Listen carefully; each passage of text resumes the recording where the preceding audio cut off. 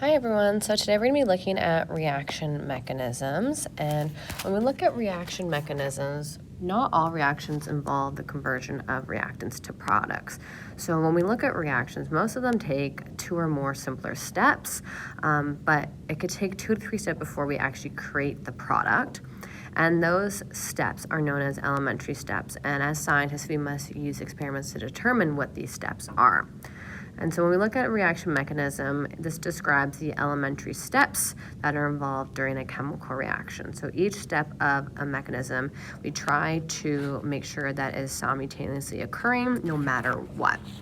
So this equation here, this reaction doesn't just naturally occur, so going from the reactions to the reactants to the products, because in order for it to occur, it has to make sure that they collide in the correct orientation. And so if we have 3 or more molecules, it's going to be very difficult for it to collide correctly.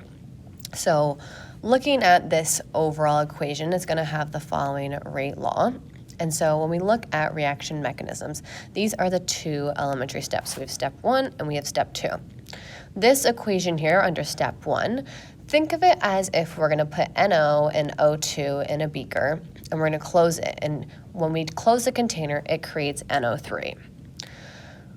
Inside that beaker, where we have NO3 is produced, inside of it, it's also going to react with NO eventually because all these molecules are inside the beaker.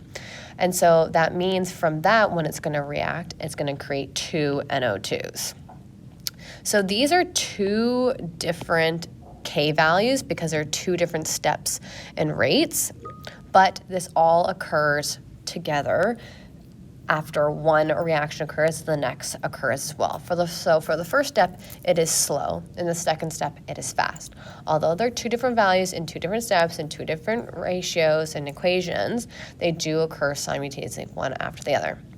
So when we look at which step has the greater activation energy, the slower the unit, that means the greater the activation energy it is, so the slower the reaction to occur. So in this situation here, we have 1 is always going to be slower than the other, and this will always be given. So the slow and fast will always be given, and the first equation is always going to be slower, okay?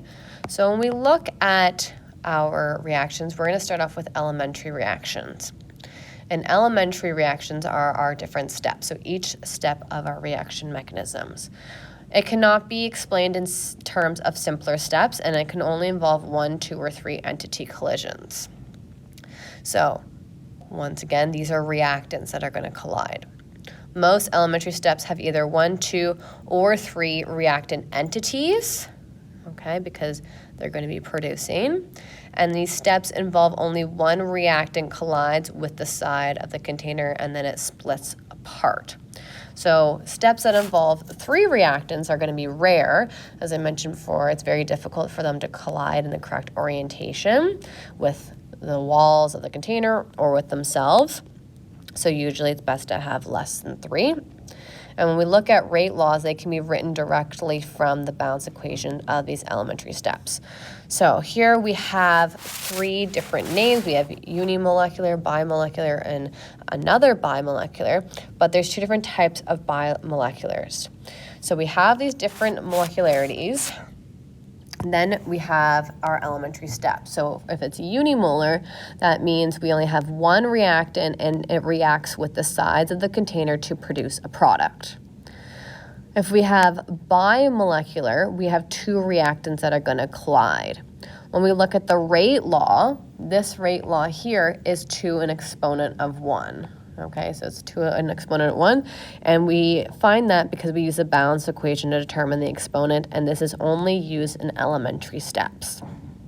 Okay, so the exponent is based off of what we used as a balance equation. So this 2 here, this is an exponent of 2. It's just written bigger for some reason. This came from this 2 here. Okay. So when we look at reaction mechanisms, here in this example, we have 2 steps.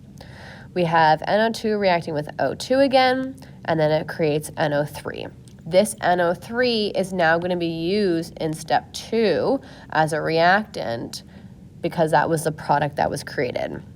So it's always going to, the product in step 1 is always going to be used as a reactant in step 2. And the speed of step 1, of our reaction 1, determines the speed of reaction 2. So the overall products that are created can only be produced as fast as the slowest step. So the first step is the slowest step, and this is referred to as the rate determining step.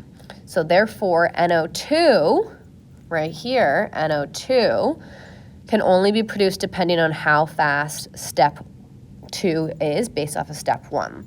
So this rate determining step is determined as the rate of the overall reaction. So think of it as you're driving in a lane on the highway, and I'm only going to be going as fast as the car in front of me. So if the car in front of me is going slow, I'm going to be going slow. If they're going fast, then I'm going to be going fast.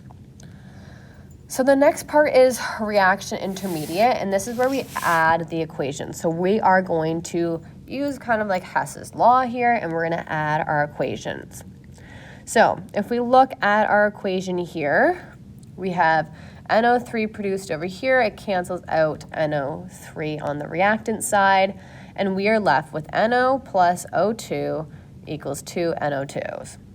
And so this equation right here is our overall reaction. So NO3 is produced in step 1 and consumed in step 2, so therefore it is canceled out, okay? As NO3 is a reaction intermediate, neither reactant nor product, therefore it is formed and subsequently consumed. So that's why we cross it off and we're left with the remaining, okay? So that is what happens, and that's why this is known as the reaction intermediate. So if you were ever asked what is the reaction intermediate, you would say NO3 is. So how do we know if a reaction mechanism is possible? So there's two ways. It's only possible if the sum of the elementary steps must give the overall balanced equation for the reaction, and then the rate law in the elementary step must agree with the experimentally determined rate law of the overall reaction. So remember, we can't go faster than the slowest reaction mechanism. So whatever the first step is, that's how fast we go. Okay, so this is how we are able to determine the reaction mechanism. So this is the same equation again.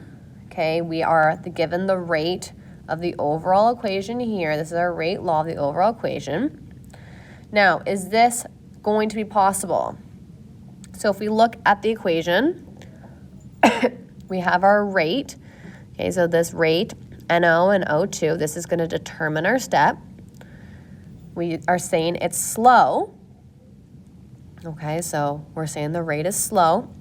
This NO3 is being consumed in our step 2. And we are left with 2 NOs plus O2. So this is supposed to be an arrow, reacts to produce 2 NO2, which is now you can see below.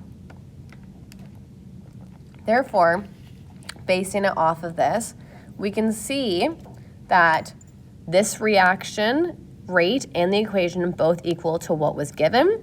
So if we look back at the very top, does this equation here match what was given originally? Yes, it does. So therefore, we know that this is possible. Okay, so that's how we can check.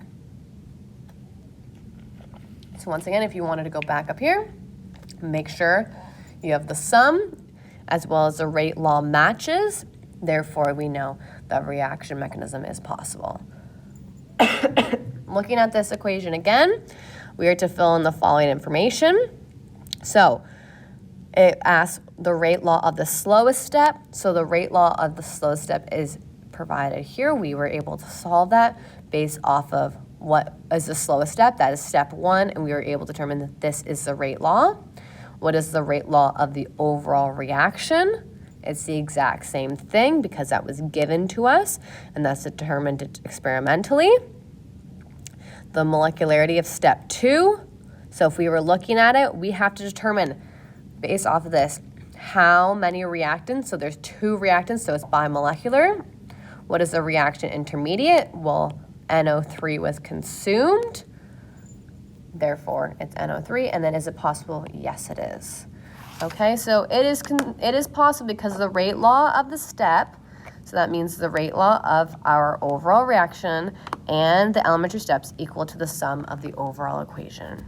Okay, so that is how we determine if the rate law mechanism works. So here we can see the rate determining step and the rate law. Let's solve this equation together. So is the following reaction mechanism reasonable? So we are given this equation, we're given this rate law, and we're going to look at the following information. Okay, so this is the proposed mechanism. We're looking at step 1 and step 2, and we're comparing it. So given the following information, we're going to see if anything was our product reused as our reactant in step 2, and therefore we know it's consumed. So based off of this, we have product here, we have reactant, and then we have Cl and Cl. So that means Cl is going to be our reaction intermediate, and that means it's going to be consumed. So based off of this information here, our rate is based off of our first equation, and then our overall reaction rate is the exact same thing.